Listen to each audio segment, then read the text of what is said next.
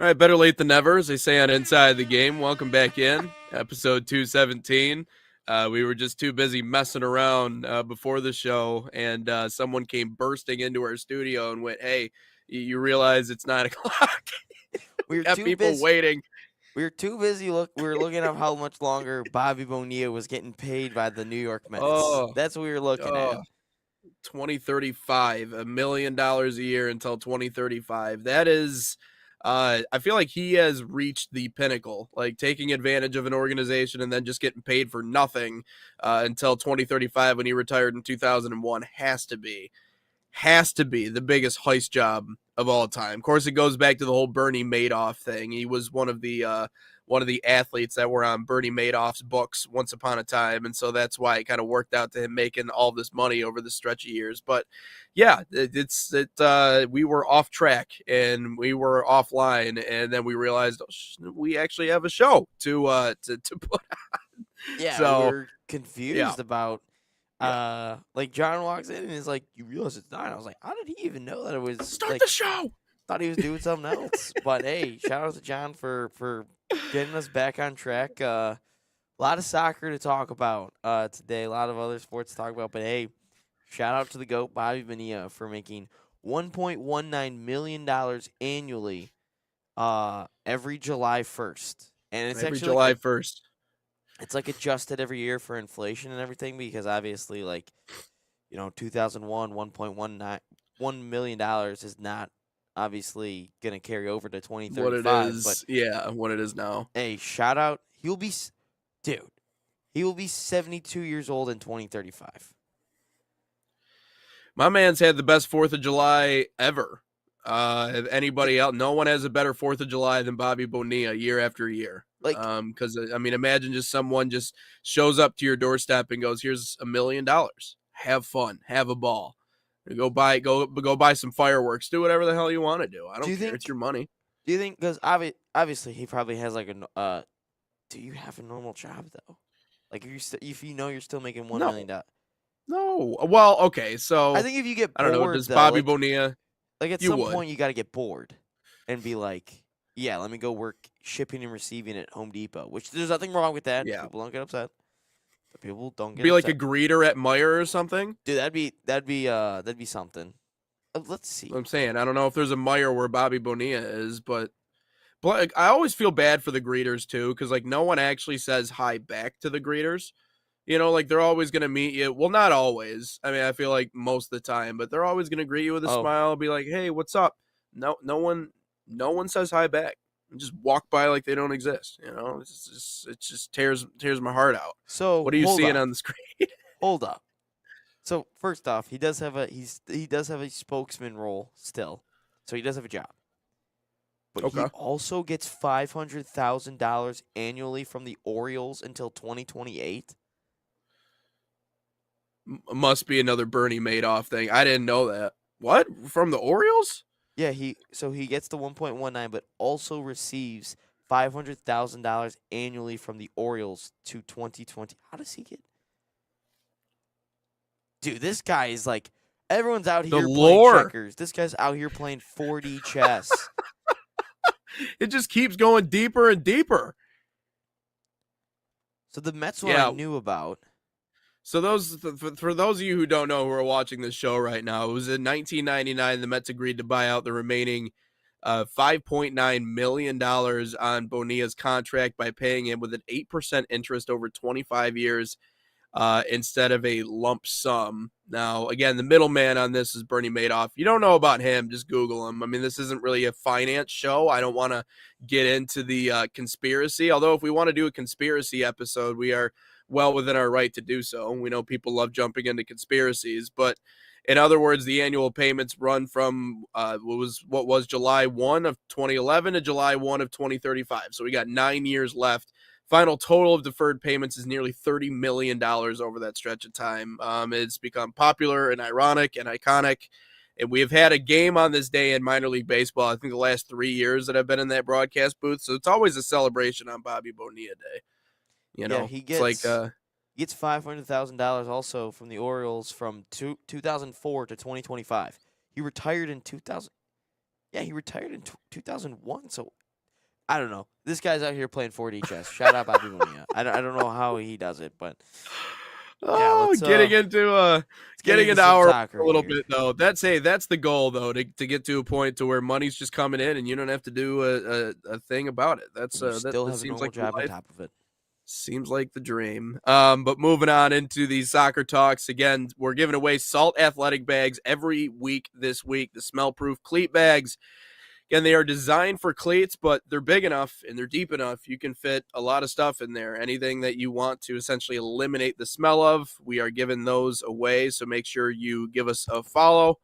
What is that hashtag again, Ryan, that we're having people leave on social media? Yeah, if you just head over to our Instagram, NetSoccerTV, all you got to do is drop us a follow on Instagram over there, tag a friend in the comments with the hashtag NSN Salt giveaway at 21 weeks, 21 bags given away. They'll come by in a bag like this, so that's how you'll receive it. And then once we pick the winner, which will be every Friday, we'll ask for your we'll ship it to you. Just give us your address, and you'll receive it within however long it takes. So there you go. All right. Salt Athletic. Heck yeah. Woo! Getting into our soccer talk a little bit, though, something that I sent over to you yesterday. Weston McKennie has been getting some high praise lately for the year that he's been having with Juventus. I know we've mentioned his name a few times already, just giving our roundups on our U.S. men's national teams. Players that are playing over in Europe, but Weston McKennie has been having a marvelous season from a club perspective. I know that obviously Chris Richards was named the U.S. men's national team player of the year, but I believe from a club perspective, Ryan, outside of Christian Pulisic, I don't think anybody's had a better club season in 25 going into 26 from the U.S. men's national team ranks than Weston McKennie. He's had a really, really good start. And some words that were shared about him yesterday. But let's dive into that a little bit. I believe you have a quote, and this comes from this is about being manager a striker, though. Juventus. This doesn't have to do with his. Are we talking about the striker thing? Yeah. Luciano Spalletti, Juventus manager Luciano Spalletti, actually praised McKennie, saying he has all the attributes of being a perfect central striker following the 3-0 win over Napoli. It was actually Spalletti that highlighted nil. Sorry. Spalletti highlighted limitations in Canadian striker Jonathan David's game. McKennie's a perfect striker, one of the strongest as a center forward. He plays to get results. Perfect as a striker. McKennie has been a utility player, playing right wing back, left wing back, right wing, left wing, and so on and so forth. He's played a lot of different positions. So now maybe striker is the conversation here. I know it's about him being a striker. I was just saying that he's had a great year so far. Wasn't necessarily talking about him being a striker, as just kind of setting all this up. But I do think it's interesting that he's referring to him as a striker and says he has all the skills and the tools to be able to make him the perfect striker in the middle. And I think, obviously, when you hear this, for you and I immediately start thinking about the U.S. men's national team. I don't necessarily think about what he's doing at Juventus. I think about, what does this mean for the USA? Because when we've looked at the season that Weston McKennie has had, again, outside of Christian Pulisic, I think he's had the best calendar club season of any U.S. men's national team player. But could he be our number one option up top as a striker? Could that be something that Weston McKennie could slide into? I know that it's not his natural position, and that's not where I projected him. That's not where you projected him, Ryan. But, you look at what Fuller and Balogun, 15 matches, 4 goals, 1 assist, you got a pair of yellow cards. He really started off well, but, Flo hasn't necessarily been tearing things up through 15 matches that he's played. And I know that he's obviously dealt with injury issues, much like a lot of the different U.S. men's national team players are. And that obviously is a concern going into the new year. But why not try Weston McKennie out in that spot? I mean, if you have his manager saying that he has all the tools, and I think a motivated Weston McKennie is someone that, right alongside, I know I said Jedi was the missing piece for this U.S. men's national team. Christian Pulisic, just being Christian Pulisic, is going to make a big difference. But I think the other of those pillars is a motivated Weston McKennie might be one of our most dangerous options from a striker perspective. Could he be someone that slots in as that number one striker for us? And if so, where does that put Flo Balogun in all this? I like that. I don't know. I'm just asking questions. I like that you're trying to create a possible narrative here. No, Weston McKennie's not going to play striker for us. The only way he plays striker for us is if we have a horrible injury crisis during the World Cup. That's the only way Weston McKennie goes and plays striker. No, McKennie's not going to play striker for us. Nate, I like that. I like the narrative driven here. I like that you're trying to drive a narrative here, but no, Weston McKennie will not be playing striker for us. The only way that I can see Weston McKennie actually playing striker for us is if you have to change something up tactically in a game. Look, Flo Balogun is going to be the starting striker barring injury. That's just a given. We all know that. Pepe, probably the second regarding injury. Josh Sargent, honestly, I think the whole mess right now, I don't even know if he gets in the team at this point. Ajima might get into the team. Haji Wright might get into the team. No, there's different options, and I think McKennie, the midfield with McKennie and Adams will be really good. They've played together a handful of times. They played together in the last World Cup in 2022. No, McKennie's not playing striker. The only way I see it, massive injury crisis during the World Cup, or if you want to change something up in the last 15 or 20 minutes. But no, I think you got to put your best players in their right spots. I'm not changing things up just because and McKennie hasn't even played striker yet. We don't even know if McKennie's any good at striker. Yeah, you can have all the tools, but how many times have we seen athletes in any sport be like, wow, they have such great physical attributes. They're such a physical specimen. They don't do anything. Shout out Zion Williamson. Ain't doing nothing in the NBA.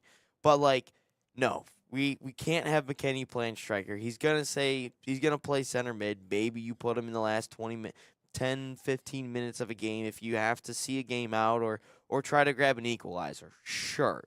But no. McKennie is – I would rather see it depending on the game. I'd rather see, let's see, who else would I rather see? I'd rather see a Pulisic play as a number 9 than a McKennie because you can drop him in and play him as a false 9 and distribute out wide and drop into those pockets of space. Hell, you could put a Gio Reyna in as a number 9 and because he's so good at finding those pockets of space and distributing the ball. But no, Weston McKennie is not a striker. Also, how did I not get any love on the bottom here? I said McKennie got that Zach McKinstry in him. How did you not immediately point that out? How did you not just laugh at it? I didn't catch it. At the bottom of the graphic, is that what you're talking about? Look at the bottom McKennie got that Zach McKinstry. Utility guy. I don't know how you didn't see it. Utility guy. That's a good line from you, Ryan.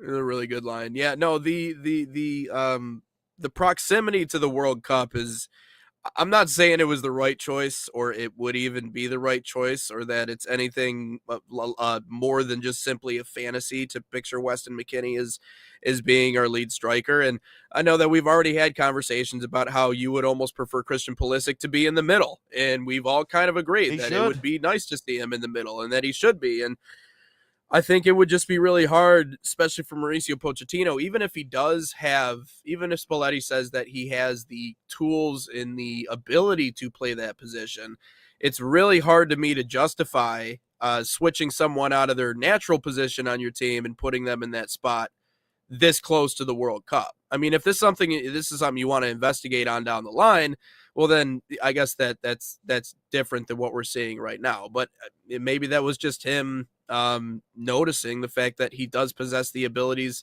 to do so. But I think we're past the we're past the true experimental stage, because now when you hope. look at the sides that the yeah, me too. But the sides that the U.S. men's national team has leading up to the World Cup, it just doesn't. It's not play around time anymore. Like, this is like we're hitting the ground running. I'll say this for any proper international side, what happens at the club level, the professional club level, doesn't really factor anything into the national team level because it's different scenarios, it's different Yeah. situations, it's different playing styles, it's all different.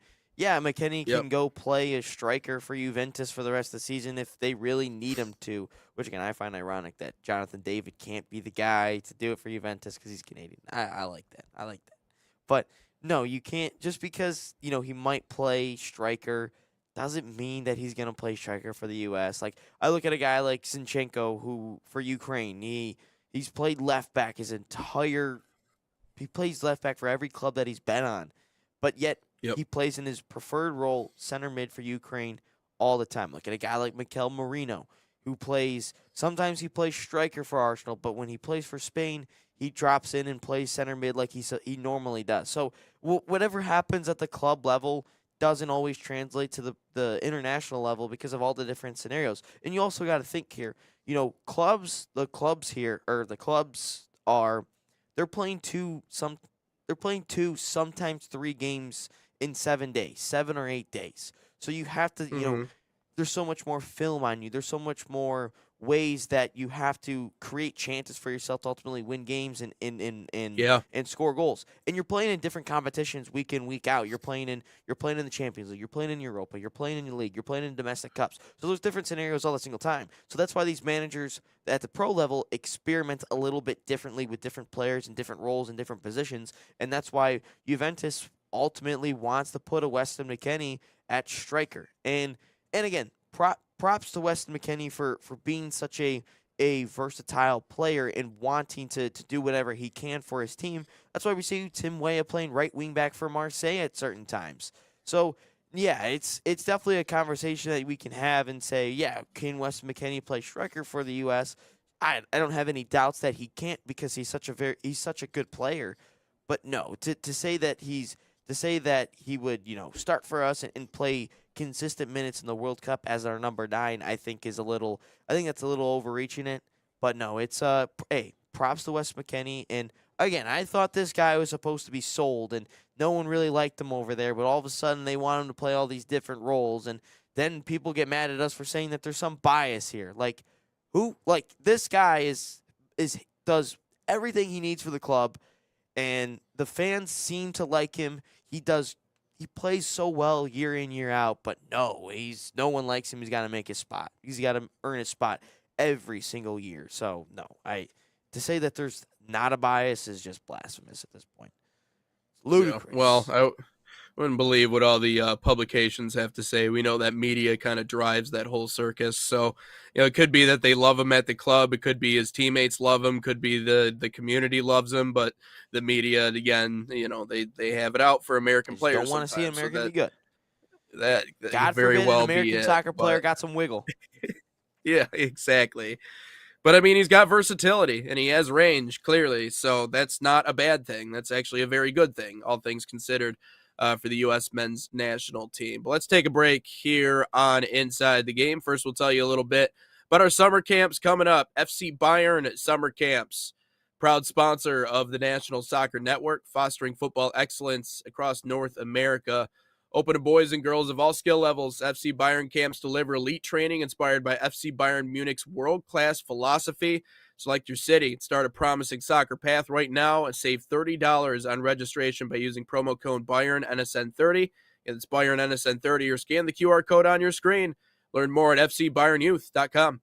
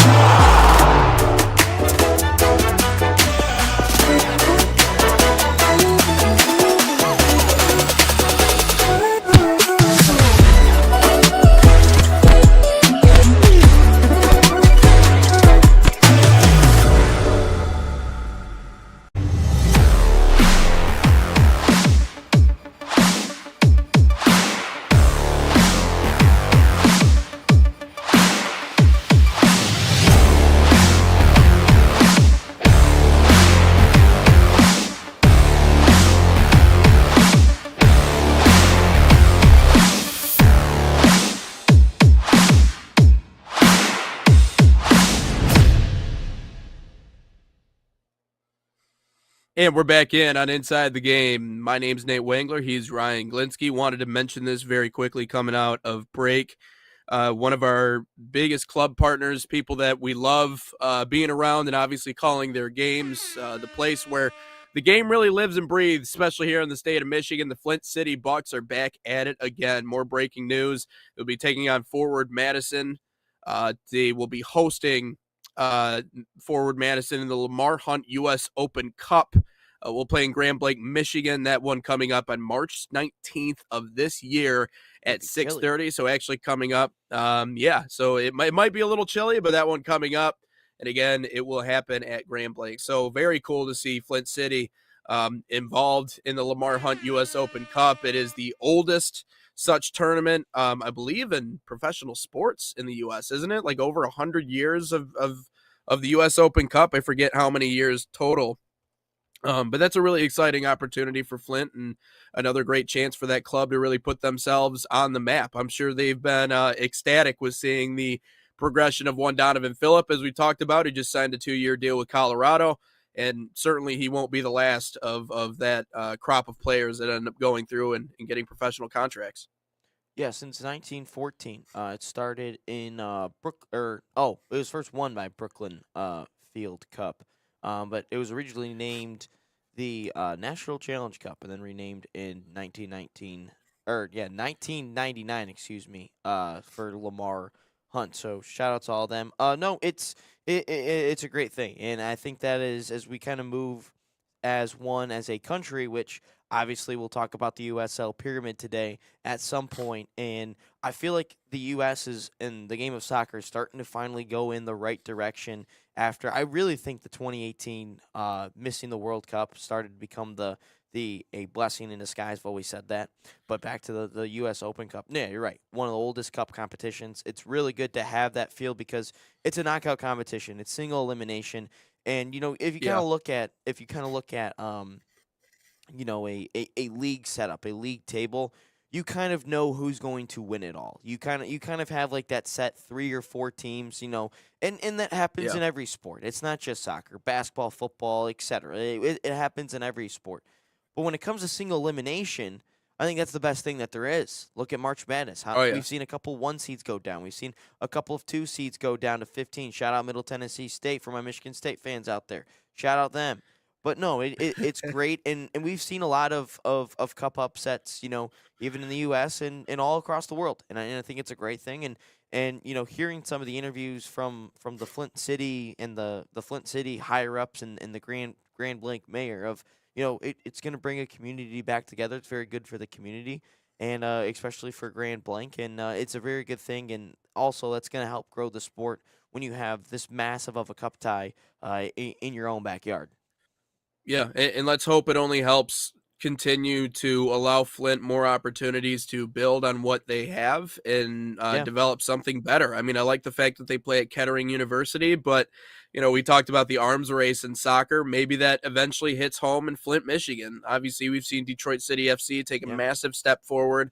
I would not be shocked to see Flint City get a lot of help from the USL to continue to get better just simply because of the history that they have behind that organization. So congratulations to Flint City and hosting that U.S. Open Cup game.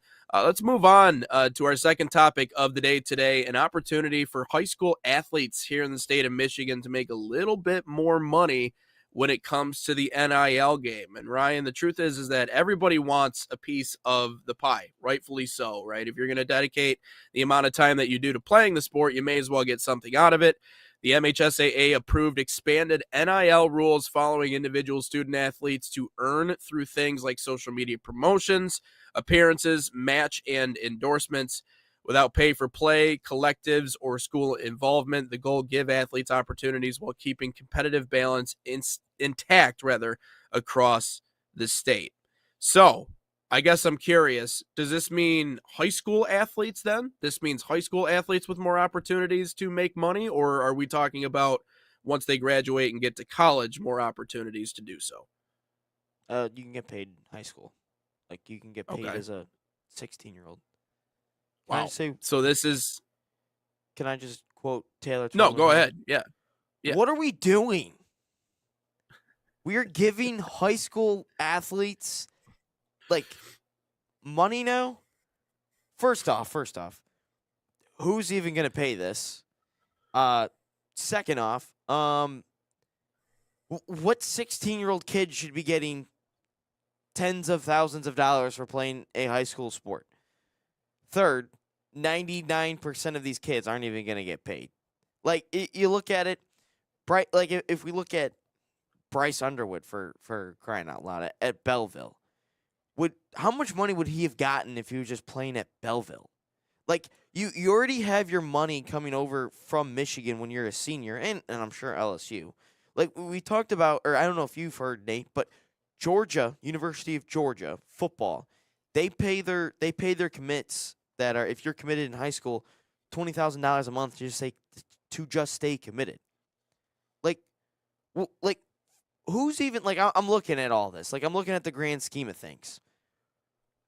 Who wants to even pay a 15 or 16-year-old money to play a sport? Like I'm thinking to myself, no one at my high school would be getting paid any money. Maybe two of my soccer teammates would have gotten paid money, but myself wasn't getting paid any money. Nate, I don't think you were getting paid any money. I don't know if John was. I don't know if John's getting paid money for being a high school goalie. Yeah. Like I don't know who's getting paid money. Like, what are we doing with this? And this is my biggest thing. This is my biggest thing. You're just going to eventually create what. This just pisses me off because I hate this. You are just eventually going to start paying. You're going to create more entitled people in the world. You're going to start to pay more entitled people because you are. And that's the biggest thing I don't like in the world is entitled people. That's just my thing. That's just my own personal vendetta. So the biggest thing in this world that I constantly hear from older people is, kids don't go out there and work for it. They don't go out and work for the things anymore. They don't do this and that. Hey, I'm all for college athletes getting paid. I'm all for it. But if we start going lower to high school kids, they're just going to think they're $1 million right away. And the biggest thing I think out of all of this is because I don't know if you've read recently about the transfer portal, but there's still 12,000 kids in the transfer portal that don't have teams because they got someone got in their head and said you can make X amount of money here, X amount of money here, and you could get paid more money here in college. But you get to the transfer portal and no one has money for you, and then you try to go back to your team and no one has a spot for you.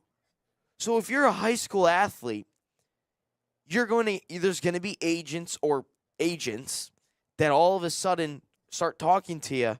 Yeah, you can go make $5,000 if you transfer to this high school. Then all of a sudden you get to the high school and they don't have the money for you because you were given a bad financial decision. We are putting, again, if you're talented and you think you're worth some money, yeah, go ahead. But at the same time, these aren't even 18-year-old kids. You're going to be paying 16, 17-year-old, maybe 15-year-olds money. It's just a dumb decision. What? This is just annoying. Like, this is just dumb. And you're going to you're going to give bad financial decisions to these teenagers. Stupid. We knew that there was going to be a trickle down at some point. We've already seen it in terms of recruiting and transferring. There are certain schools, for example, in the state of Michigan over here on the west side of the state, if you play football and you go to Mona Shores High School, you're not staying at Mona Shores High School in Muskegon. Hey, leave Mona Shores alone with it, all right? Or not Mona Shores. You're staying at Reese Puffer. Sorry, I got the team wrong. If you're going to Reese Puffer, you're not staying at Reese Puffer. You're going to Mona Shores. Give Mona Shores some love. I got family that works in the district and goes there. Give them some love. You're going to Muskegon. You're going to Muskegon Catholic. You're going to any one of those. Grand Haven? Is that one that people will stay at or go to? No, they will leave in droves. Grand Haven. Actually, yes. I thought Grand Haven football. Yes. Oh my God, no, I thought they terrible. Had a beautiful facility. They've been terrible for a long. I'm sure they do, but they've been terrible for a long time. Okay. No, they train on the beach, which is brutal. I don't know why. That would be terrible. But anyways, all that to be said, We knew that there was going to be a trickle down eventually to the high school game. We've already seen this happen in increments. I know because I went to a Catholic school. I know how the recruiting goes. I know how the transfer thing goes. This has already been starting, but now the money component of it is the second layer to that, and it's starting to creep into the high school game. And I can sit here and say conclusively that it's wrong and it shouldn't happen, but I think there's a little bit more gray area in this, and it's for a couple of reasons. Number one, I don't think schools do a good enough job of teaching kids how to properly manage their money. Oh, I think 100%. early on in life, there really is relatively zero education in terms of, okay, I have a certain amount of money. What do I do with this money? Do I invest it? Do I put it here? How do I turn $1 into $5? These are things that even when I was getting into adulthood, and especially after college, it was more of a baptism by fire with me. Simply because, yeah, I mean, I knew certain things about put your money away, don't spend all of it, but really that's just the first layer of financial literacy. And so kids are not getting those lessons. And so I think if we're giving them pathways in order to make money off of their image and likeness and appearances and maybe doing like small budget commercials or whatever the heck the case may be for them making money, I'm cool with teaching these athletes a little bit of financial responsibility before they get into college and they start making millions upon millions of dollars. Now, Or this is any not a student. fair system, or any student, right? Yeah, exactly right, Ryan. Now, this is not again, this is not a fair system in which everybody gets paid XYZ amount of money.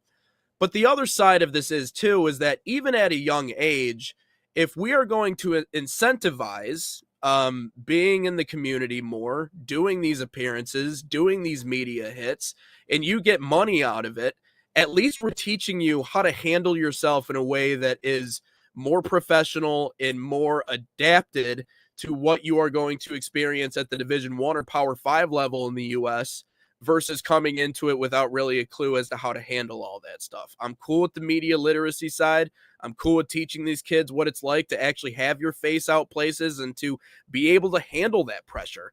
Because I think that's something that is really important. Now, in all of this, the scariest part is when you start talking about when you're inserting adults into the conversation, and now it feels like we're buying and selling athletes at the high school level, much like they would do at the college or at the NFL level. Like when high school sports gets to a point to where it starts to feel professional, that's when I Oh believe that boy. that you talk about this bubble bursting. When we're looking at 15, 16-year-olds and okay, I'll spend this much amount of money if he comes and he plays here. First of all, I think this needs to be realized, Ryan, that money's not going into their pockets. You realize that, right? Like the 15, 16-year-old is not getting that money. You know who's getting that money, right? It's the agent, or it's mom, or it's dad, or it's somebody else. Like they are not financially benefiting from this. Now they might get something out of it, if they're like, "Mom, can I get this new pair of shoes?" I'm sure their mom would be willing to give them whatever thousands of dollars it takes to get whatever they want, but cuz whatever. But they're not the ones that are making that money. So all of this stuff about financial literacy and teaching them how to be better with money and really preparing them for the NIL Wild West that is college athletics, are we actually going to do that? Or is this going to turn into an opportunity for parents and agents to be like, hey, shake hands, the player, the kid's going to go do this, and we'll just pocket the money that we're making from it. Because again, these are kids, and there's no one more susceptible in our society than kids who don't understand what the world is like. So that's where it becomes scary for me. It's not necessarily that the kids are going to have some sort of financial backing. It's that mom and dad and everybody else around is going to see, hey, dollar signs. It's all about us, and it's not necessarily about the betterment of the kid. Yeah, So I this this think that's where it gets scary I think we in my can mind. I think we can go without creative writing classes in high school, and we can just teach, like, again, it doesn't have to just Yeah, be an athlete. It can be any student. I mean, I agree. you can Oh, in hindsight, yeah, I wish we had that. you could put Even woodworking. a financial 101 class or something. I don't know how what you would do, but just just give them some basic stuff. Like my first year off campus at Central, like I was horrible with my money. I bought a lot of stupid things that I didn't need, and then obviously now I'm much better. But I just was wasting money on stupid things, and I was buying stupid Yeah. things with food and stuff when I could have just like went down the aisle and bought something that was cheaper and tasted the same, and just because of the label, that's what makes it more money. But that's not the point here. But at Yeah. what point do we just start saying like, shoot, are we gonna start paying middle schoolers? Are we gonna start paying 5-year-old AYSO kids? Are we gonna start paying travel at Yeah. some point travel sports I mean, like you're supposed to pay for it, but at what point do these travel teams start paying the kids to come play for their travel sport? Like it's it's just gonna continue to trickle down, and I think at some point in a couple years, I think this whole NIL thing is just gonna burst into flames, and it's just gonna be like, no, you're not getting this money anymore. Like, at what point do the donors start saying, this is stupid, this is dumb, I'm not getting an ROI anymore? Like, this is the stupidest thing that we could have done. Like, I think when we look about when Bobby Bonilla's contract is up in 2035, I think we're going to look in 2035 and look back on all this and be like, how stupid was what was going on in college sports or high school sports up at this point? Like, it's stupid. And I will say this for the people that are like, wow, the private schools are going to run shit again. Well, they've been doing it regardless. It's been happening for in the 80s, the 90s, the 2000s, the 10s, the 20s. Like, it happens regardless. So my proposal to all this is just make separate state championships for just the private schools, like what the state of Alabama does. The state of Alabama for football just creates a private school playoff system. They just were like, well, you know what? Since everyone has such an ordeal with this, public school you play just against public school for a state title, private school you play against private school for a state title. That's all it is. And I mean, I guess you could say like, well, they've been paying these kids regardless for years, sure, but at the same time, there's still some tuition that these kids, maybe they get like a full ride scholarship. Again, I don't know these conversations, but I know this, that the tuition that the students pay goes towards the teachers' salaries. That's what it boils down to. Some of the athletes, yeah, you might get a little bit of benefit of the doubt, but if I'm looking at this, if the private schools dominate, just make separate tournaments, make separate playoffs, and let the public schools play the public schools, let the private schools play the private schools, and we're going to be one happy family at that point. Yeah.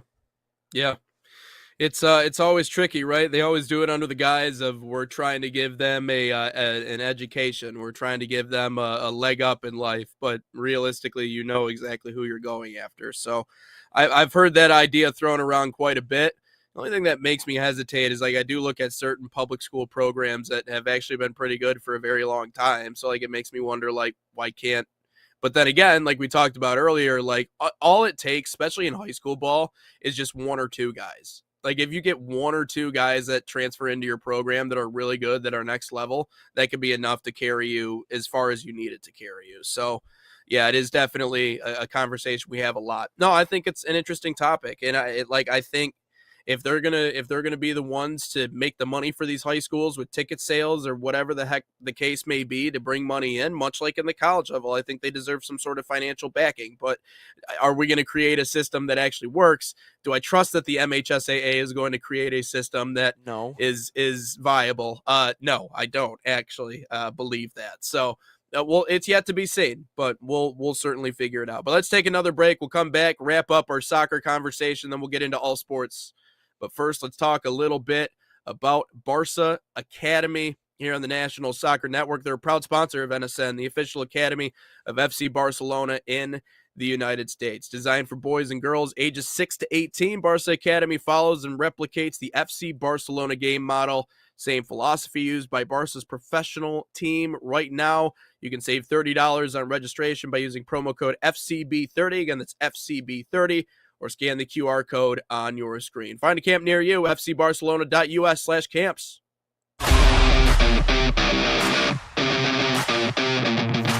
In Barca camp, I see my son grown on and off of the field.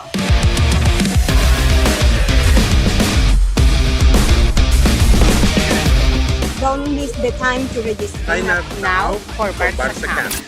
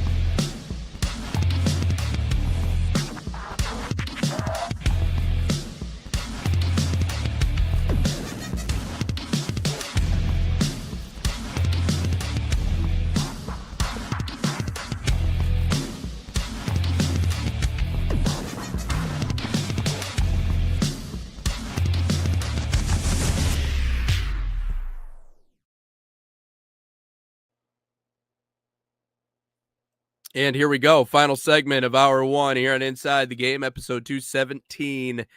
And we wanted to talk on this. We did a little bit yesterday. We were actually comparing the USL to Major League Soccer, which It was league is announced the right best after in the terms show. of I thought that was hilarious. prospects. Oh, yeah. This It was is announced hilarious. right Yeah. after. Good timing on that. But the new USL pyramid connected three-tier pathway designed to support competition, promotion, and relegation and growth across more communities in the United Soccer League. So you have the USL Premier Division 1, the national table launching in 2028. That's the top tier of the men's pathway. Then you have the USL Championship D2, balanced schedule, more than 15 years, highly recommended or highly competitive pro soccer, and then the new USL League One. So that'll be a regional format, local rivalries, national footprint. So it's three different tiers. So you got two national tables. You got the championship right under the Premier, much like another league we know of that's over in Europe. And then you have League One right underneath that. If I'm not mistaken, isn't that the third level to the European Premier League Championship, and then is it League One right underneath Yeah, it's Championship? it's very English-like. Yeah, and well, I guess it makes sense when you have people who Yeah. helped run the Premier League in your league, that it's going to look a little bit like this. So it's starting to form, it's starting to come together. This gives us a better understanding of what everything is going to actually look like in terms of promotion and relegation, and teams spread across the country. So it's really, they're taking it from, again, this kind of grassroots approach with the regional format and bringing it all the way to the top with the USL Premier Division 1. Ryan, what are your first thoughts when you look at the way that this is broken down and what the USL had to say? I just think we're heading in the right direction. I think that's we're eventually going to get to the right direction. I also think that at some point the MLS and the USL are going to merge at some point, because I think if you look at a lot of these teams, I don't know if some of these USL teams, I think a couple of them we know, the DCFCs, the Pittsburghs, the Louisvilles, they can all, stay together. Like they can all they can manage on their own with this relegation system, pro rel system, I should say rather. But I think at some point, some of these clubs that are in the USL, I think, if they continue to go down levels, what does that mean? Well, you're not going to get some of that broadcasting money. You're not going to necessarily get maybe some of the tickets. You might not get some of that exposure that you can get at a higher level. And that's one thing that I'm a little bit concerned about in terms of that, is how many clubs are we going to lose at some point? And I think Yep. eventually we're going to get to a merger. And because the MLS sides, they're so financially backed, it's not even funny that eventually you're going to Yep. put these MLS teams and these USL teams that can stand, kind of on their own at this point, and some of the higher ones are eventually we're going to merge. And I think some of these MLS teams and these USL teams will eventually create their own pyramid and their own USA ranks in terms of pro soccer. And I think it's a perfectly fine thing. I think that's a really good thing. At some point, we're going to get to that point. But I really think we're starting to Yep. head in the right direction. I mentioned that a little bit with the U.S. Open Cup when we talked about Flint City. I think we're eventually going to get things in the right way. And I will say this, you'll hear me say this as long as I'm on the show and I'm on the network. 2018 was a blessing in disguise. When we missed the World Cup in 2018, we realized that we can't do things the American way. We have to eventually start to do things in not the European model, but the way the rest of the world handles its things. I think we realized that, you know what? We aren't the best at this thing. We aren't the best like we normally are in all these other sports. We've kind of have to adapt to the rest of the world, and we're starting to see more academies built into these to these pro clubs, whether that's USL or MLS. We're starting to see players eventually go overseas, take that risk, see if they can make it over there in the best of the world, and we're also now starting to see pro rel start to be adapted. I don't know how well the clubs are going to do in terms of a financial thing because we've seen a couple teams, no longer exist in the USL.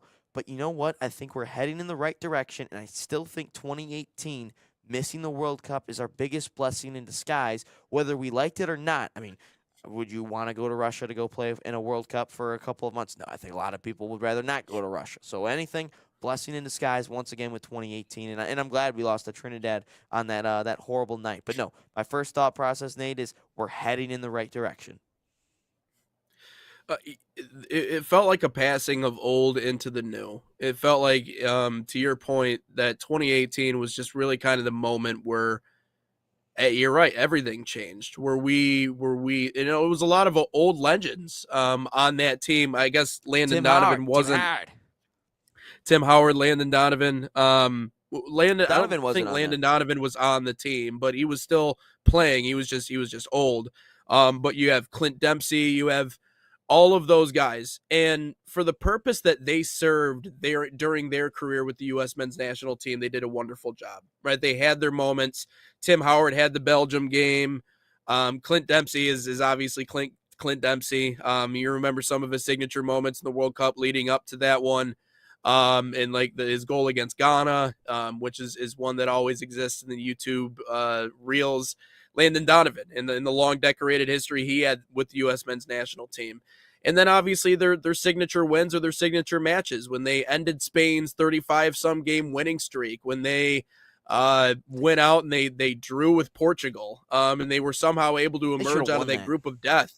Yeah, I mean there were moments that they had just because they were gutsy and they were forward, and Bruce Arians, I think maybe to his detriment at times, but was just so he played the game in their way, which was physical, it was forward, it was everything, and for what it was worth, it really served its purpose. But I think in 2018, that was the moment where U.S. Soccer looked at this and went, it's just not a sustainable model. We can't continue to go this way. We have to be willing to accept and be comfortable with owning the fact that there are people in the world that know a lot more about how to build this machine than we do. And so I think that's when the decision, obviously, yeah. So, I mean, obviously they went back to an American manager shortly thereafter, but even then, after that fact, we've seen a lot more European influence, obviously, in the American game. It's made all of the difference in the world. But when I look at this and talking about a merger, I know that maybe one day it will happen. I think it is I'm willing to look at it and go, you know what? It's going to happen. Naturally, the two sides are going to collide. Right now, they're already competitors. Whether or not Major League Soccer wants to admit that they're competitors, I feel like Major League Soccer is treating this like, oh, they're just the other guys. No, I think they're catching up, and they're catching up quickly. But the only day that Major League Soccer is actually going to be willing to come to the table and have a conversation about a potential merger is if USL is able to push them off the mountaintop. Now, I mean the mountaintop in the U.S., not the mountaintop in the world. Clearly, it's the Major League Soccer is still down the list. But the only way for those discussions to ever happen is for the USL to build a product that is genuine enough, that draws enough fans, enough money, enough support, enough coverage in order to they can look at the MLS and go, "Hey, look, like we're challenging you for your spot." And here's the biggest swinging part of this whole conversation, right? This is the elephant in the room. The USL needs to steal a prospect away from Major League Soccer. The USL needs to prove that they can sign someone or that they can get someone to come from Major League Soccer to come play in that top division, the premier division in the United Soccer League, which again, as we've seen, is not happening until 2028. So even what we're a young prospect, or are we talking like a pro that's already been established, but he comes back? What are we talking here? Because they've produced could be either or. Could be no. Well, okay, so I guess in they that produce prospects they produce that players go to the MLS. Right. But what I'm talking about is someone coming to the United States that they're able to take away from Major League Soccer. Like Messi went to the MLS. That the USL does not have anything that will even come relatively close to attracting someone like a Messi or Son Heung-min or any of these players. They're not going to have the money to do it. I get that. No, I get that. But that is somewhere on down the line. If they ever want to threaten to push MLS off of its throne in the United States, that's another big component of this. But that's the only time that the MLS is going to be willing to come to the table and go, yeah, let's merge or let's do something together, better together. Because right now the USL is, again, it's building and we like how authentic it is. But I think that's the only time that those conversations are had. I don't think it has anything to do with the player. I think it has everything to do with popularity and views and everything. I think that if they start to turn fans into if they start to take fans away and they start taking millions of fans away, yeah, you can start having that conversation. I've said the financial backing of the MLS to the USL, it's night and day. There's a couple clubs in the USL, a couple outliers that can stand on its own, but they're not gonna be paying $10 million plus for a player. That's just not real. That's not realistic. The only way that they will eventually be able to do that is if you start to take fans away from the MLS. And what also was mentioned is with these leagues, they're going to try to keep it a little bit more localized, a little bit more regionalized, where you can eventually create rivalries, and that's a bigger thing. I mean, there's a couple rivalries in the MLS, it feels like, but in the USL, it doesn't really feel that way. And yes, there's a couple examples, yes, you can say that are rivals. But I'm talking where it gets a little bit more heated. There's more rivalries with anyone. But they're not going to be able to take any player away, not for a long time. And the only way you can do that is if you take fans away, which is you take views over from the MLS to the USL, and you start getting some advertisement. You start getting other things. But they're not going to be taking any player away. To say a prospect, well, you can take a prospect away at any point. You can tell a prospect, hey, you're not getting any playing time in the MLS. We talked about this yesterday. That's why I said the USL pathway is better than the MLS pathway. They take a prospect, they can do it at any time. And they also produce prospects from the USL to the MLS. But they will not be taking a player away. It's just financially not possible, unless Mark Cuban shows up and finds some goes to Indy 11 and goes, here's $100 million, go buy some people. That's a little bit different. But no, for right now, nothing's going to happen. And they're not going to be able to turn that away for years. Yeah. Well, and I like the idea of an authentic approach. I mean, you look at Major League Soccer, and part of it being so Americanized is that it is star-driven, right? Much like any other league in the United States. You look at the NBA, who do you think of? LeBron James. Look at the NFL, who do you think of? Probably Patrick Mahomes. This year it might be a little bit different, but generally that's what a lot of people think. You look at any of the leagues, any of the popular leagues, even baseball, for that matter. I know that participation in baseball is starting to fall off a cliff, but they do very good at promoting their stars, and that's what makes it an American league, whether that be Ohtani, whether that be, soccer, but they promote overseas stars. They don't promote their own. Yes. But even then, I think the popularity of soccer isn't necessarily driven by stars. Yes, at the highest level, the Premier League, yes, it is 100%, or the Champions League, or a lot of these high-level leagues, but the popularity really starts from what you've seen in terms of the regional matchups, in the regional teams, and the regional It's the rivalries, and the communities. feeling as if like we have something. It's our own. It's our team. Almost kind of like a minor league feel. That is where the true authentic growth of the game really comes from. Whereas like I feel like Major League Soccer is trying to leagues have done before, which is we have these superstars that really drive our league. They really make the difference. So did you hear all of what I just said? I felt like I was kind of cutting in and out there for a second. Not really. There's a couple things that cut out. I was Oh, looking. okay. We still got some internet, so yeah, I don't know. We still some internet? All right. It's better than none, I guess. Yeah, no, we still Good. one thing All right. went offline, but no, we're good. All right.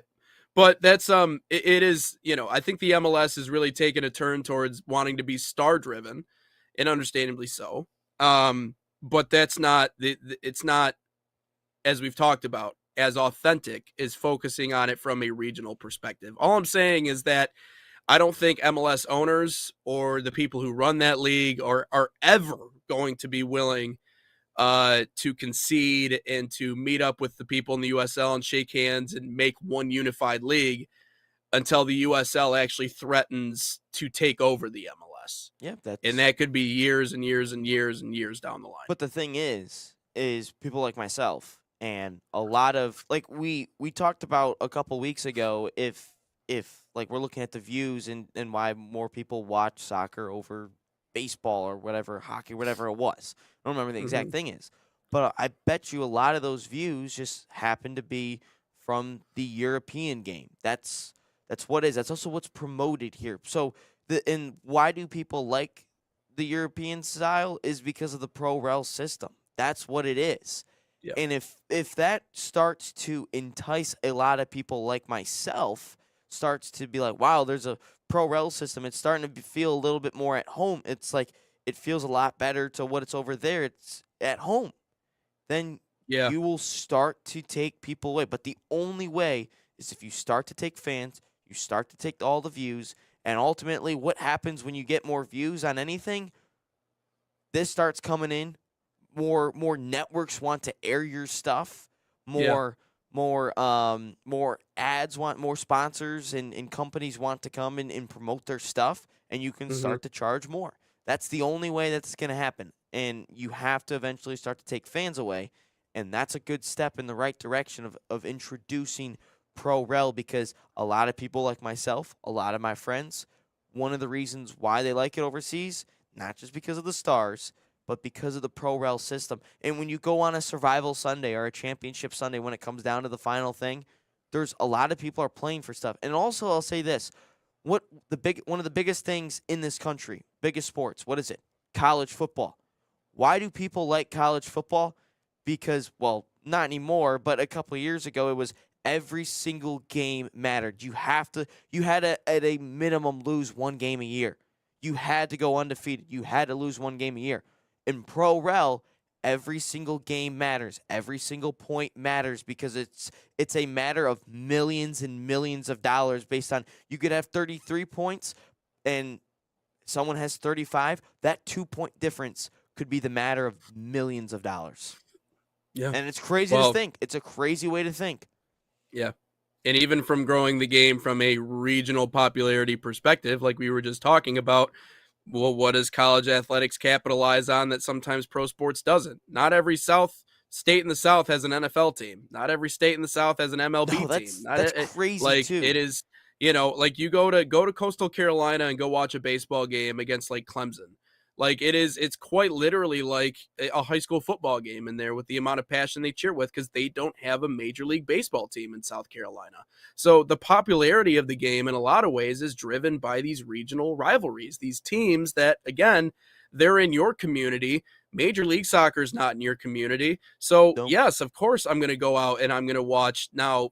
It's kind of a combo of MLS Next as well as USL. If you have an MLS Next team in your community, we're going to have one. I'm going to go out and watch them. But that's still, again, you are creating popularity from a regional basis. And I think that it's a great thing to see that the USL is trying to do that. Let's take one more step aside. When we come back, we will get into our all sports content here on the National Soccer Network. But first, Manchester City Soccer Camps.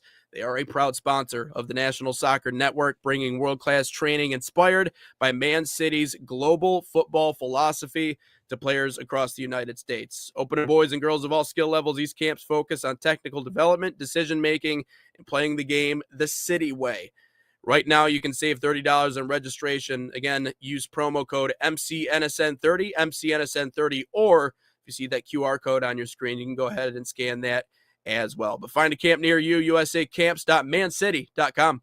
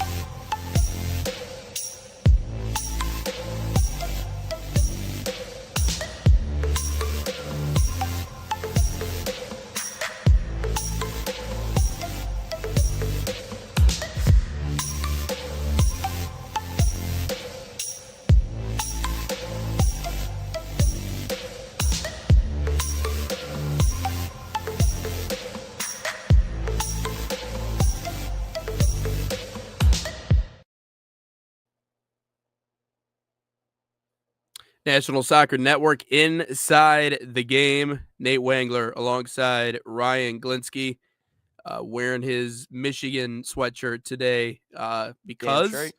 went to the Wolverines game last night. Saw them beat Nebraska, gave the Cornhuskers their first loss of the 25-26 season. That's Damn a good win for the Blue. Going up against that team at home. Again, we're not great for a good portion of that game, but turned it on at the end the way that good teams figure out a way, and they figured out a way to win. But that was it's pretty cool environment to be a part of.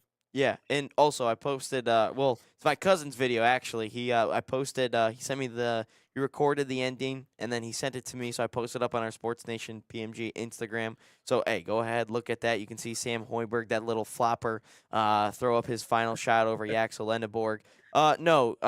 We do have a comment we'll get to right after this, but no.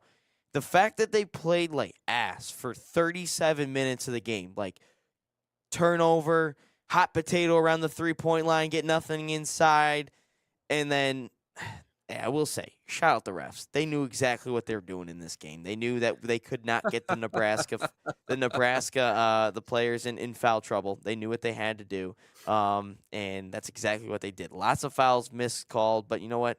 Hey, you still get the job done. And the lady next to me, who her son actually plays baseball at Michigan. And I was like talking to her. I was like, really? "Oh, what's your son's name?" Because I called CMU Michigan baseball before, and I didn't recognize the name. But he's gonna be a sophomore up there, so shout out to them. She goes, "They're just trying to get our money's worth out of these tickets." And I was like, "That, you know what? That's a good way of putting it. You get a close game over a blowout. I guess you really get your money's worth." But no, Yeah. Nebraska. Yep. Nebraska. They went 10 of 17 in the first half from three. Not going to win many games like that if you're Michigan, but you know what? That's a sign of champions, finding a good way to get things done. Hey, by the way, Friday we'll talk Michigan State basketball. Big one at the Breslin on Friday, another top 10 matchup with those two. Michigan State also called one out in Piscataway yesterday. But this comment, again, we talked about the USL Pyramid Soccer real quick from Anthony Puchetti 8779 says there would have to be local cultures in America that support soccer teams like in Europe for American fans to have a sense that this is ours. I think that's exactly what USL is trying to do compared to the MLS. The MLS we've talked about Americanized. Like we look at we look for ourselves. Yeah, the Tigers, the Lions, the Red Wings, like, yeah, that feels like that's ours. But that's also decades and decades and generations of families supporting a Yeah. team. And Mm-hmm. soccer's all new. Like a lot of these soccer teams are 10, maybe 15 years old, but really they're all about 10 years old. And it's all starting to feel that way. Like if we look at a DCFC, all these fans that walk down through the Hamtramck neighborhoods to get to Keyworth, going at the bar beforehand to go, drink with the fans and then walk over to the stadium. It's starting to feel like that, but at the same time, it's going to take a while because the NFL teams, the NHL, the MLB teams, NBA, that's generations of fans, decades of fans. Soccer's new, but we're eventually starting to get there. And I think that you're starting to get that feel a little bit with some of these USL teams. Yeah, and the biggest thing in my mind is the thing we have to pay attention to is that there are communities like that already exist in the USL. Is it every single place in which these teams exist? No. I don't want to tear down any one particular team, but I mean, I look at a club that I cover over here in Grand Rapids, like a Midwest United. They have people that stop by their games. They have people that come out and watch, but the facility in which they play, it's not necessarily designed to hold a bunch of people. They're not really all that necessarily popular. They don't get a ton of people to come out and come to their games, which I wish it was more, because I know the people that are on the team and obviously calling games for them.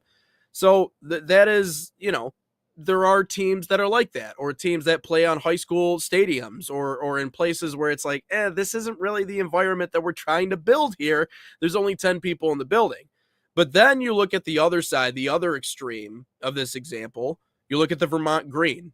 You look at that supporter section and how crazy those people are. You look at Annapolis. Got people sitting on porta potties trying to watch games on top of it. You look at Annapolis is a great example. You look at even Flint City, they tend to pack people out. You look at, who else am I thinking of? Pittsburgh, I think, is another good example. They have a great following with their USL franchise. So to say that, in order to you're right, in order to have it work, the fan bases have to be there and they have to show up.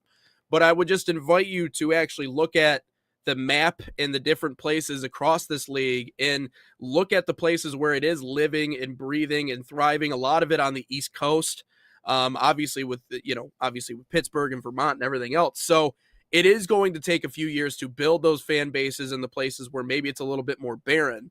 But the USL has some of that. And I think that's why you're seeing them build up as much as they are, because they see the momentum that they are creating and they're seeing the popularity begin to increase. If they didn't see that, I don't think they would be doing all these projects and making all these changes, especially for these organizations. Yeah. So I agree with that. I definitely agree with the comment that he's saying, though. Yeah, Anthony, another one. Again, if you guys want to get active at all in the chat, like, look, if you guys want to talk about, certain things, we will. You just got to let us know. Get in any of the chat or our YouTube chat and let us know. But Anthony, another one. Again, if I said your name wrong, correct me. But he says, I think Anthony deserves a bag, a Salt Athletic bag. Ooh, yeah, that's true. You also get a horn, too. Yeah, he could get live a Salt comment. Hey, Anthony, just head over to our Instagram. Drive us a follow, Nat Soccer TV. Put a hashtag NSN Salt giveaway. Could absolutely be in the running. And to win it, hey, and if no one comments on it, you win. Anyway, he said regional fan bases in Europe not only have regional loyalty, they also belong to ethnic cultures. It's like tribalism. Love for the game is built into the culture. America doesn't have that. Well, again, soccer is fairly new in America. Like, we're thinking since the 90s, but it really was kind of introduced, but it's starting to get there. We talked about how soccer is one of the most viewed sports for people under the age of 40. And we don't have that soccer culture here in America yet. We have a football culture. We have a basketball culture. There's a baseball culture. There's hockey. Soccer's not there, but it's getting there, and we're starting to see that with a ton of leagues. Obviously, a lot of travel soccer. We're seeing all the popularity. Why do you think so many people? Why do so many people think that college football fan bases are cults? because it's built into the culture here in America. It's built into their communities. Soccer's starting to eventually get there with everything. But again, it's going to take some time. It's going to take decades. And we talked about all these sports like, hey, my family Michigan fandom comes from the 80s. So 90, 2000, it's like 40 years, 50 years damn near of being a fan. And Nate can probably agree to the same kind of background there, but that's 50 years. The soccer background in my family is about 12, maybe 15 years. So there's a little bit of a difference in all this. But again, it's going to get there. It's just going to take a lot of time. From an ethnic perspective, now we are ethnic, religious, cultural. The U.S. is such a melting pot that you don't really look at certain communities or areas inside of the city and you're like, yeah, everybody from there is Irish or everybody from this part of the city is German and we all share this common ancestry and that's what binds us to this team that's in our area. The U.S. is a big, massive melting pot. Like me, my neighbors, everybody is a mutt. Everybody is mixed with something. That's just the way the United States is. I can't say that culturally that we're very similar to a lot of places in Europe because we don't all have similar ancestry. My neighbor might be completely different than my other neighbor is completely different from me, completely different ancestral backgrounds. So there's no way. And our country, Ryan, our country is only what? Not even 300 years old or just over 300 years? What? 1776. Let's do the math here, you know? So like we haven't been around for that long, which means that we don't all share common ancestry. We'll be 250 this year. 250. There we go. We don't all share common ethnic backgrounds. Where the regional thing comes into play is like the types of foods that you serve in that area. The types of, so regional taste is a big thing. Regional language, people that are just associated that are notable in those areas coming out and investing in those places. Those are the things that make in terms of, Michigan. So what is Michigan known for? Well, they always have the marching band march through the middle of the tailgate. They're known for potholes. Yep, that's a big one. They're known for Zingerman's Deli. I know that obviously chili is a huge thing. The chili tailgate at the University of Michigan, that's been a thing for the last 20, 30 years, right? But that started when my uncle was playing in the 70s, and I wasn't even born during that time. For reference, we've only had professional soccer in the United States since the 90s. Okay, so this tradition of eating chili at tailgates at the University of Michigan is actually about 20 years older, and this is my own personal family tradition, is 20 years older than the highest level of pro soccer in the U.S., which is Major League Soccer. So Ryan's completely correct. Like, we have these regional things that make different parts of the state unique. If you were to go to a game in Arkansas, I would certainly hope you would get some barbecue. I imagine that's probably the best barbecue. Yes, anywhere down south. It's probably the best you've ever had in your life. But like everybody has something different. LSU, you got the shrimp broil and you got, people. Yeah. There are regional things about us, but it's not like Europe where we all have a shared common ancestry. That's just not all that common in the United States because we're so mixed up over here. But the other thing is yeah, I mean, you can't expect that in under 3 decades time. Yeah, no. But yeah, that's all the comments we got so far. But if anyone has, appreciate genuinely, the comments, Anthony. Appreciate it.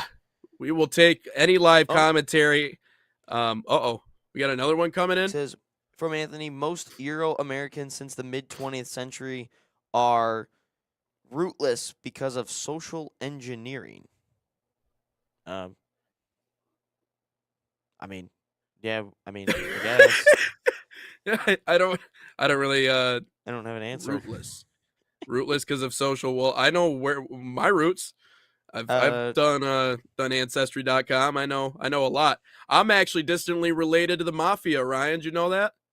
Nice. You know who Vito Genovese is by chance? Al Capone rival. Oh yeah. Ran rings in Chicago and Detroit.